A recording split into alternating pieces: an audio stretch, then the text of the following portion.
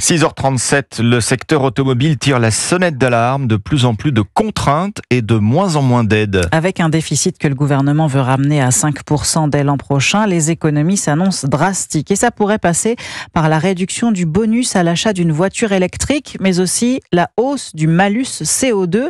Conséquence, Aurélien Fleureau, quelques grammes de CO2 au kilomètre en moins et quelques centaines d'euros en plus à l'achat.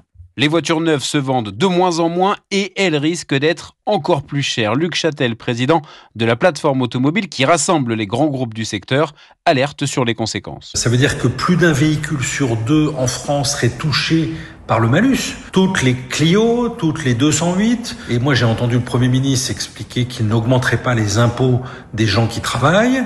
Le malus à ce niveau-là, c'est un impôt déguisé. Et c'est une mesure qui freinerait le verdissement du parc automobile français, selon Fabrice Godefroy, expert mobilité et environnement pour l'association 40 millions d'automobilistes. On va avoir effectivement des voitures familiales, des SUV, des breaks qui vont être concernés par des montants de plus en plus exorbitants. Et ce qui fait que les gens n'auront plus les moyens de changer leur voiture parce qu'elles vont être trop chères. C'est un parc vieillissant et qui est finalement contre-productif au niveau écologique. Et puis l'autre crainte du secteur, c'est une baisse du bonus à l'achat pour les voitures électriques dont le marché stagne avec moins de ventes le mois dernier qu'en septembre 2023. Aurélien Fleureau du service économie d'Europe 1.